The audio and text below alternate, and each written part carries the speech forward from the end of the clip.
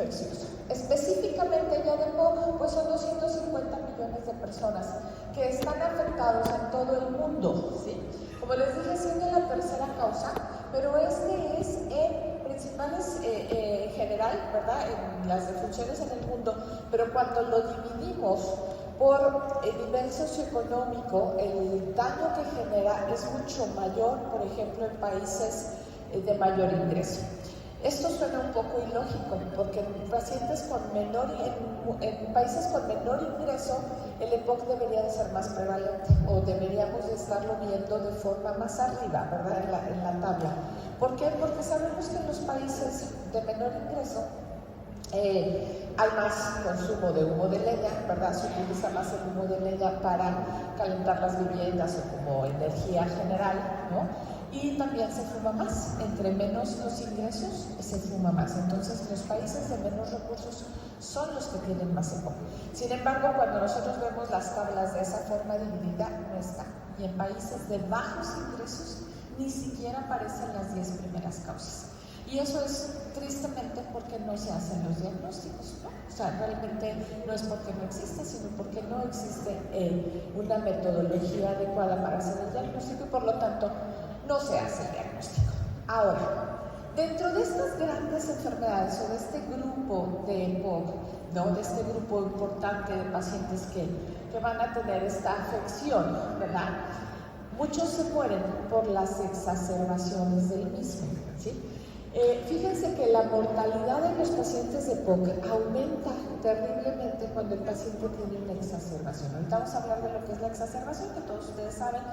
Sin embargo, en este momento lo que me interesa que se enfoquen es que ese paciente que se exacerba tiene un riesgo altísimo de morirse por afecciones cardiovasculares en la mayoría de los casos, ¿no? O sea, después de la exacerbación, el riesgo alto no nada más es de morirse por la misma infección, sino por afecciones cardiovasculares, como el infarto agudo al miocardio o la enfermedad vascular cerebral. Es muy alto este índice. Entonces, fíjense, la mortalidad a los 30 días después de que empiece una exacerbación, o sea, en ese periodo, ¿verdad?, aumenta al 26% frente a 7.8% de otras patologías. Entonces, el paciente que se exacerba le va a ir mal.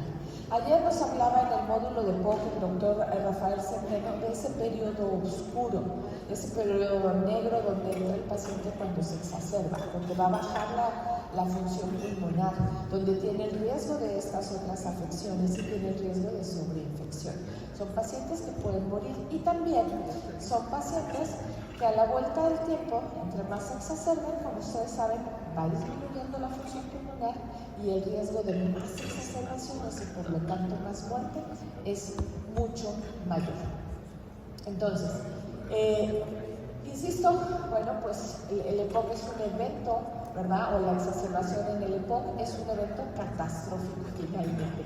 Es un evento del desarrollo natural de la enfermedad donde el paciente, ustedes ya saben los criterios de Antonsen, ¿verdad? De los criterios de exacerbación que son pues aumento de la sintomatología cardinal del EPOC, aumento de la disnea, aumento de la tos, aumento de la expectoración, cambio en la coloración de la expectoración, necesidad de un antibiótico o necesidad de cambio de la broncodilatación habitual. Esa es la definición que nosotros tenemos como una exacerbación. Esta es una definición muy aceptada. Si ustedes ven otra referencia, prácticamente es lo mismo que requieren la medicación, ¿verdad? Pero favorece la progresión de la enfermedad, disminuye la calidad de vida y no nada más en el momento de la exacerbación, sino a la vuelta del tiempo. Insisto, en cada exacerbación le da el traste al paciente, ¿verdad? Con cada exacerbación el paciente tiene menor calidad de vida y tiene más riesgo de las otras. Por lo tanto, la prevención de las exacerbaciones es uno de los objetivos principales en los objetivos, valga la redundancia, ¿verdad?, en los objetivos del manejo de POC. Si ustedes se acuerdan de los objetivos del manejo de POC, es disminuir síntomas, aumentar la actividad física, mejorar la calidad de vida y disminuir el riesgo de exacerbaciones, por lo tanto el riesgo de mortalidad, ¿ok? Y el riesgo del aumento en la pérdida funcional. ¿Okay? Sabemos que no todas las exacerbaciones son iguales, ¿verdad? Sabemos perfectamente desde hace muchos años, esta gráfica es de eso, que la mortalidad aumenta entre más exacerbaciones, que es lo que les comentaba. Entre más exacerbaciones tiene un paciente, pues la sobrevida es mucho menor. Pero no es nada más el número de exacerbaciones, sino también el tipo de exacerbación. Ustedes saben que tenemos que clasificar las exacerbaciones entre leve, moderada y severa. Ya hay criterios nuevos para ello, antes nada más lo veíamos de acuerdo a lo que requería el paciente, si requería internamiento en sala general, si requería internamiento en la terapia. Y ahora sabemos que ya hay criterios objetivos específicos, que son los criterios Roma. No me voy a entretener en eso, pero bueno, esto es debido a que, de acuerdo a la severidad de la exacerbación, el paciente también va a tener más mortalidad. ¿Y por qué comento esto? Porque no nada más es disminuir el número de exacerbaciones, que sí es muy importante, claro está, pero también hay que disminuir el tipo de gravedad en las exacerbaciones. Es decir, si mi paciente tiene el mismo número de exacerbaciones, sin embargo ahora todas fueron leves, ¿no? Sí es mucho mejor a que si ese paciente tiene moderadas o graves, porque eso va a reducir el riesgo. Entonces, es algo que hay que considerar cuando nosotros damos la terapia. También sabemos que las exacerbaciones pues empiezan en algún momento, decía el doctor Cherry, ¿verdad?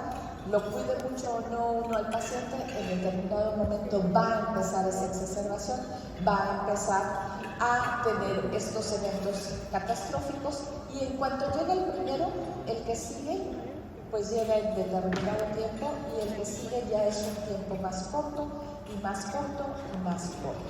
Es decir, entre más exacerbaciones, las exacerbaciones vienen más frecuentes y entre más frecuentes el tiempo entre cada una se reduce.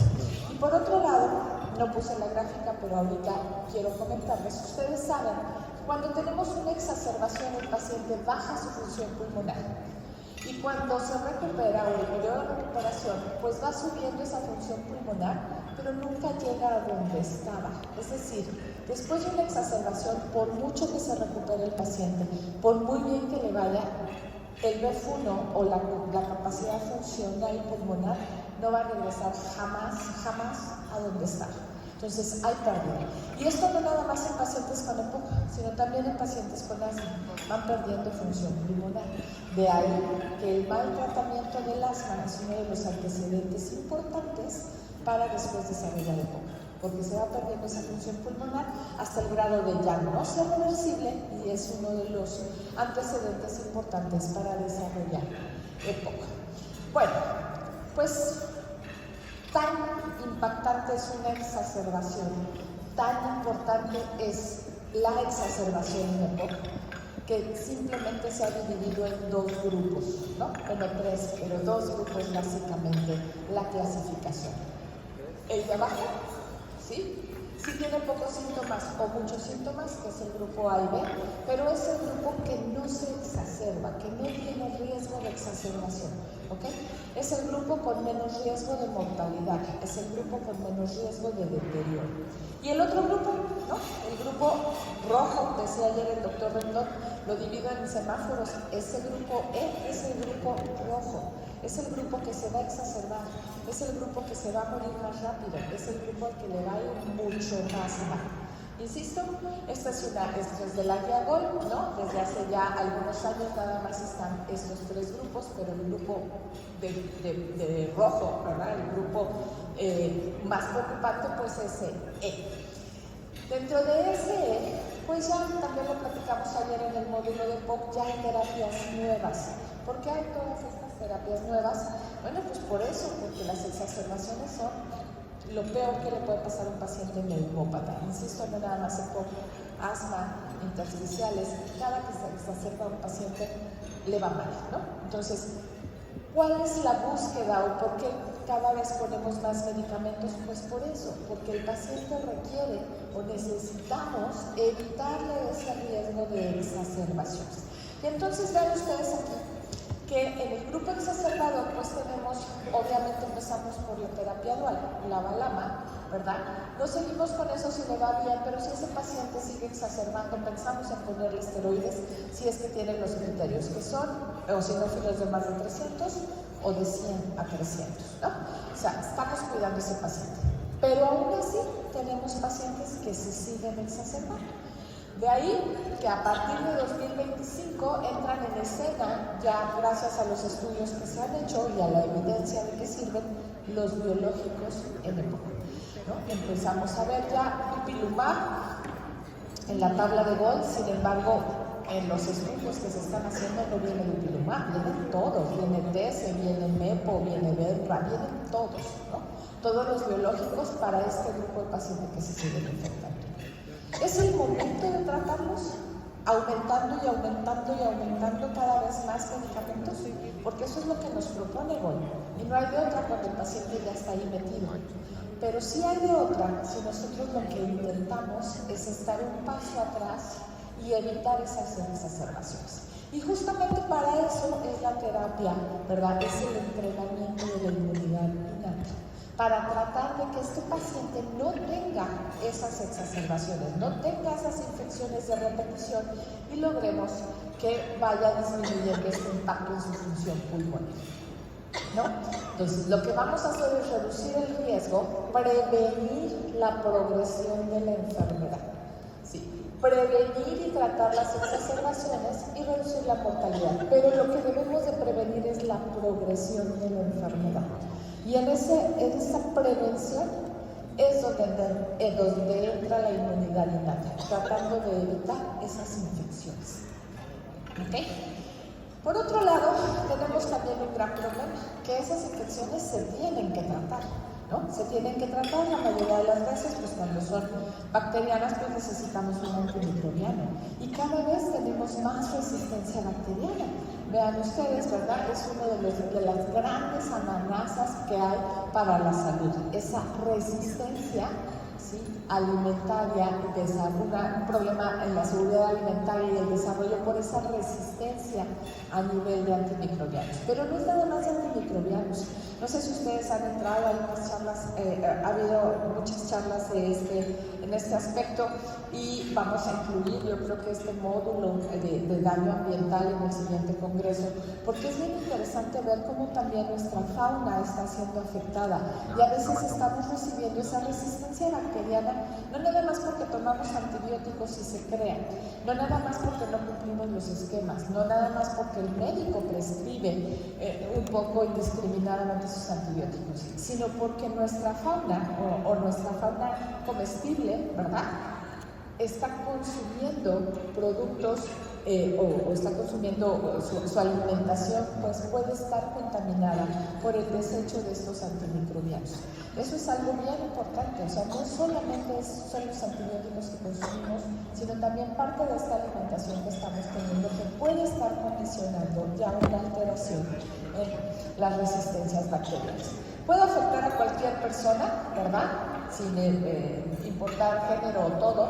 Es un fenómeno natural, como les decía, aunque el uso de los fármacos por el ser humano sea uno de los procesos que generan esto y prolonga las estancias hospitalarias. Ese va a ser nuestro foco en los próximos años, o ya lo es.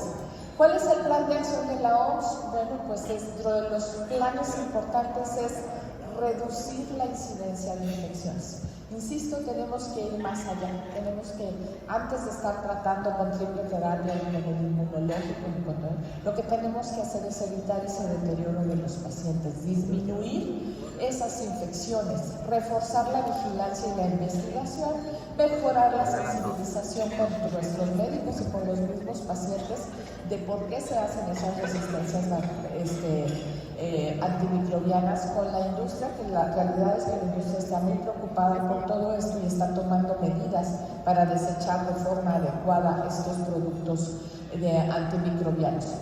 Optimizar nuestros antimicrobianos y el uso de ellos, ¿verdad? Y asegurar que se realicen todas estas inversiones para disminuir este daño. ¿Okay? Bueno, Los antibióticos, pues ustedes saben que solo son para bacterias, ¿verdad? No son eficaces para los virus, pero aún en las bacterias, a pesar de los antimicrobianos, pues vienen muchas formas de defenderse, así como se defiende nuestro cuerpo, ¿verdad? Se defiende también la bacteria, el virus, y está cambiando y está haciendo estas resistencias. También podemos tener nefrotoxicidad, hepatotoxicidad por el uso de los antibióticos.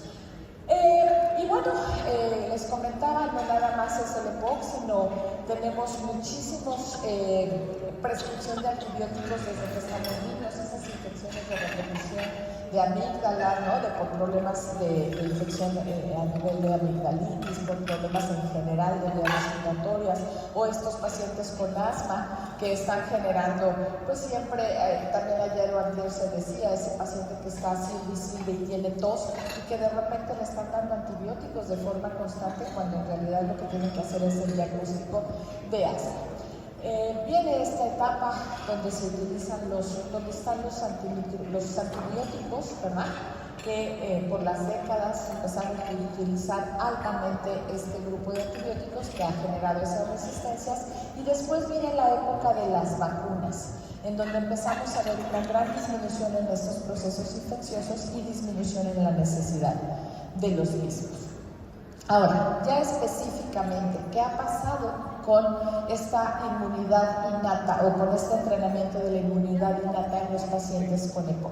Pues tenemos estos estudios que les voy a presentar. Es un ensayo clínico doble ciego, controlado, con placebo, para evaluar esa eficacia en los pacientes con EPOC, para ver la seguridad y qué tanto disminuyen estas exacerbaciones.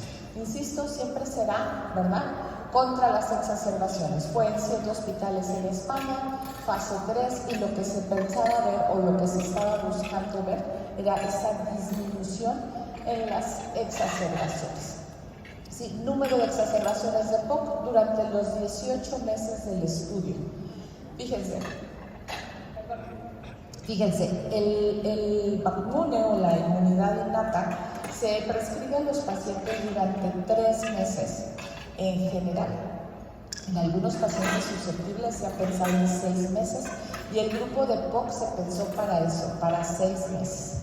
Posteriormente se vio que a veces se requieren hasta 12, y con eso se reduce aún más la presentación de estas exacerbaciones, y el paciente tiene 18 meses de estabilidad. Y entonces se revisaron esos 18 meses de seguimiento, ¿verdad?, durante 12 meses de tratamiento y solo 6 meses para ver en este grupo, buscando como de forma secundaria esa seguridad, disminución en la severidad. Les decía yo hace rato, no nada más es la exacerbación, sino también, si no es tan grave, bueno, pues les va mejor, ¿verdad?, que sea menos grave, disminución en la severidad de las exacerbaciones, menor consumo de recursos sanitarios, mejor calidad de vida y parámetros inmunológicos para ver cómo está. Y bueno, pues ¿qué tenemos? En el grupo placebo, grupo de MB130, como se le llamó en este momento a esta molécula, ¿verdad?, bajaron las exacerbaciones agudas en un 30%. Es mucho o poquito. Yo creo que es bastante, ¿no? Si lo que estamos buscando, y ese es el fondo de nuestros pacientes que están aumentando estas exacerbaciones, bueno, pues vemos aquí que baja, ¿verdad?, el número de exacerbaciones. Pero si ustedes ven, si lo dividimos entre leve, moderada y severa, en la leve ven algo muy parecido, ni siquiera es estadísticamente significativo. Sin embargo, ¿verdad?, en las severas prácticamente hay una reducción de más de la mitad, más del 50% de los pacientes tuvieron esa disminución. Entonces, no nada más disminuye el número, sino en la severidad, ¿sí? Fíjense acá en los moderados, bueno, pues también hay una diferencia considerable, pero en el severo, que quizás es el que lleva al paciente a la terapia intensiva, menos del 50% de los pacientes estaban con menos número de exacerbaciones. Ahora, la duración de la exacerbación. Fíjense, duración de las exacerbaciones hasta el 50% en cuestión de días de hospitalización, y de consumo de antibióticos el 60%. Si estamos hablando que la exacerbación es muy mala, ¿verdad?, pero que aparte el uso de antibióticos de forma extrema o exagerada, ¿verdad?, también va a generar un problema a nivel ecológico, a nivel de resistencias, Pues el hecho de que también se disminuya el número de uso de antibióticos no nada más disminuye el costo de la atención, sino también ese impacto en la resistencia bacteriana, ¿ok? En cuanto a seguridad, ¿qué efectos secundarios se encontraron en estos pacientes? Bueno, en uno se vio urticaria, que fue una reacción sistémica no grave, y aparte fue en el grupo placebo, ni siquiera fue en el grupo de MB. Y en el MB 130 lo que encontraron fue un picor generalizado, una reacción sistémica no grave. Entonces, es un producto seguro, ¿verdad? Se considera que es seguro para los pacientes con EPOC. Esto se ha publicado ya en múltiples revistas y generalmente todos estos estudios se han publicado en las... Muchas gracias. En los congresos de ERSA.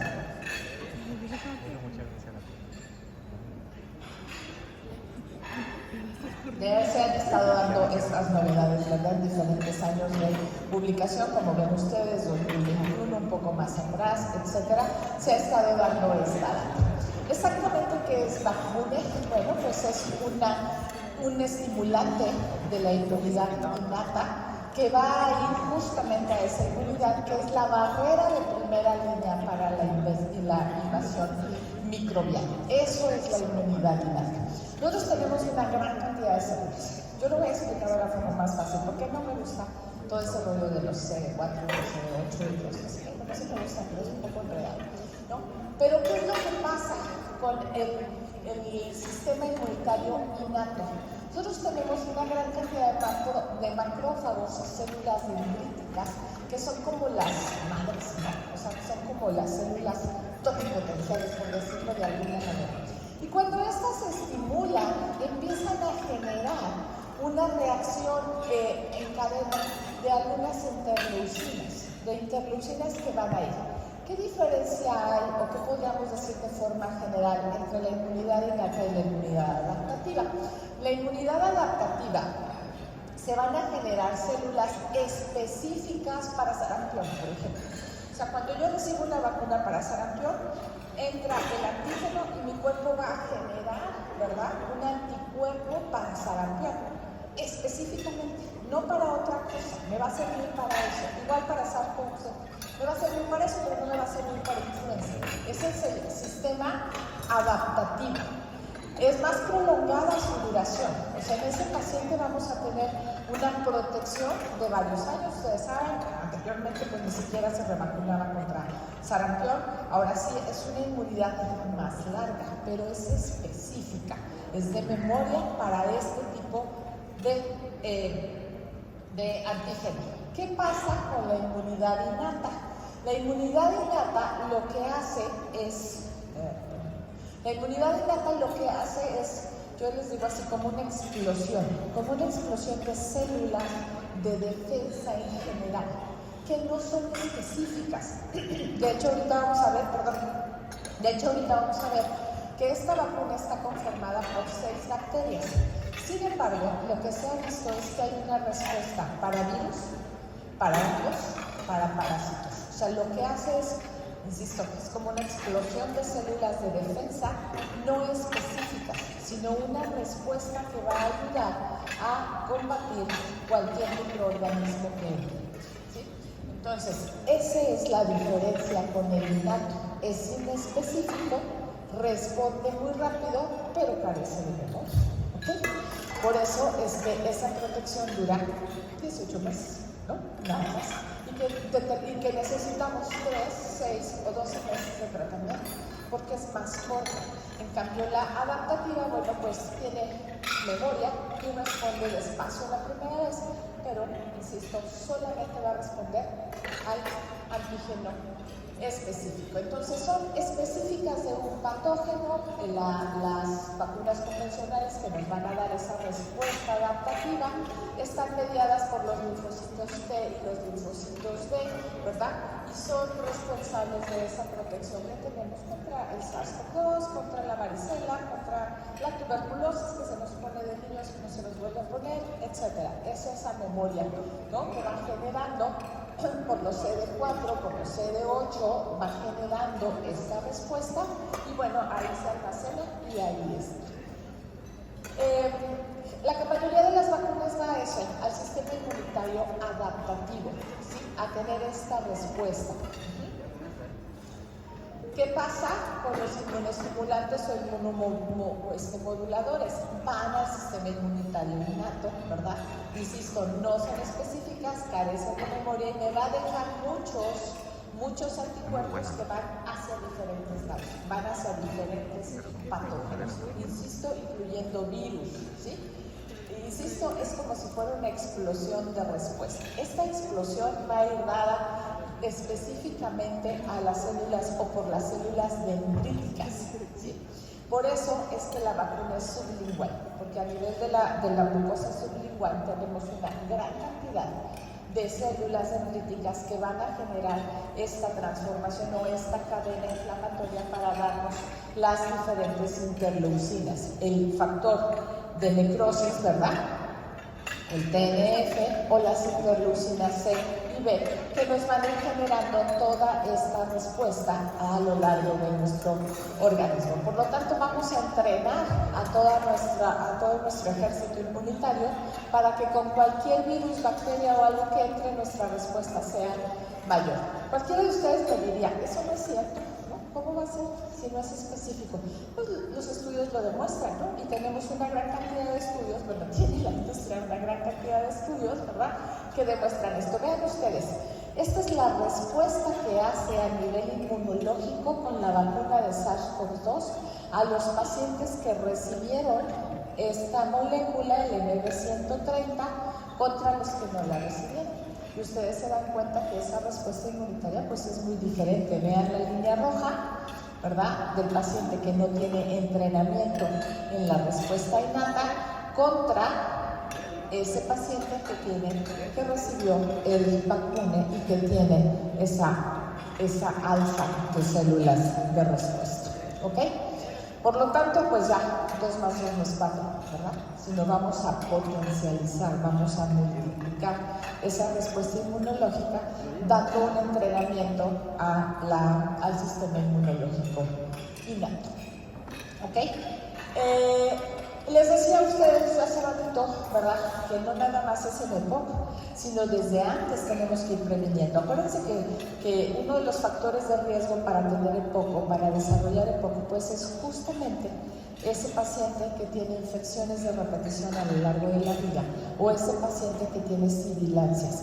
Y entonces, justamente los estudios como van dirigidos hacia patología respiratoria, pues uno de los trabajos que se hizo fue ¿verdad?, que es la inmunoterapia indicada en la prevención de infecciones recurrentes del aparato respiratorio, tanto en niños como adultos. Se dieron 3, 6 y 12 meses de tratamiento. Como les decía, son 2 disparos de este spray a nivel sublingual, diarios administrados por este tiempo que estamos comentando. No se han descrito incompatibilidades con estos pacientes, ¿verdad?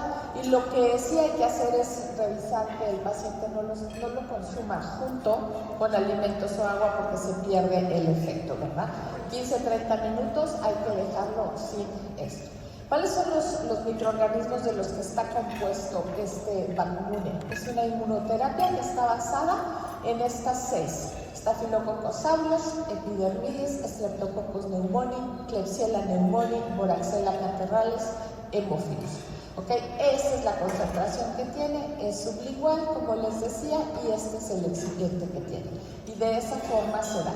Ese frasquito es el dispositivo para dar esos 2 disparos, tiene que estar en refrigeración y, como les dije, hay que tener esas consideraciones de no consumir alimentos. ¿Ok? Bueno, ya les decía yo a ustedes, se da por vía sublingual y se da por vía sublingual por ese gran número de células dendríticas que tenemos en la mucosa y que, bueno, pues va a generar esta respuesta, ¿no? Bueno, comparando un poco la posología, ¿verdad?, con con los otros inmunológicos, vean ustedes que estas son 6 bacterias enteras, ¿sí? Esto es sintético, estos son lisados bacterianos y estos son también bacterias enteras. Estas 6 bacterias enteras que están inactivadas generan una mayor producción de inmunidad simplemente por el hecho de ser enteras, tienen toda la capa. Y ahorita vamos a ver un estudio también de SARS-CoV-2 donde incide esto que les estoy comentando directamente en la spike, que ustedes saben que es como el motivo de daño, ¿no? Esta respuesta inmune ya que damos va al sistema innato y adaptativo, ¿verdad? Y entonces estas van a pues como un inmunoestimulante y las otras van hacia el adaptativo, ¿no? Esta va hacia el innato. La administración es sublingual, estas son orales, son gotas sublinguales también en este caso, ¿verdad? Disminución de infecciones respiratorias, vean la gran diferencia que hay, 92.40 contra 65 y contra 45%. Esto se debe o se ha atribuido justamente a que son bacterias enteras y a que la vía es sublingual. El tiempo de protección es hasta 18 meses comparado con 6 o 6 meses, ¿verdad? Y la edad de uso puede ser a partir de los 6 meses. Como les decía hace un rato también, ha sido utilizado y ahorita se los voy a presentar en niños menores que son silbantes tempranos, ¿no? Son esos 2 disparos diarios y en estos pues no me voy a entretener, pero como les decía, son esos 2 disparos sublinguales durante 3, 6 o 12 meses. ¿Okay? Bueno, nuevamente lo que vamos a hacer es estimular esas citocinas proinflamatorias, interleucina 10, 4, 6, etcétera, que van a generar estos TH1, TH, ¿verdad? Y van a dar respuesta a virus, bacterias, etcétera, diferentes patógenos. Muy bien. Bueno, este es el estudio que les comentaba, que ya les platiqué un poquito, es la respuesta que hay, ¿verdad?, hacia la vacuna del SARS-CoV-2, ya les dije cómo es la respuesta, ¿verdad?, pero específicamente vean ustedes cómo hay, insisto yo, es como la explosión celular, cuando se inicia o cuando se les da el MB130, ¿verdad? Esta respuesta inmunológica es realmente espectacular, con aumento importante en IgA, ¿verdad? Y las células CD8. Entonces son mayores niveles de CD8, mayores niveles específicos para SARS-CoV-2, incluyendo los mediados por la IgA, y les decía también yo hace rato que va específicamente contra la proteína Spike, que ustedes saben que es la que permite la entrada a la célula y la reproducción de este virus. Por lo tanto, pues ustedes ven aquí, esto se hizo en ratones, ¿verdad?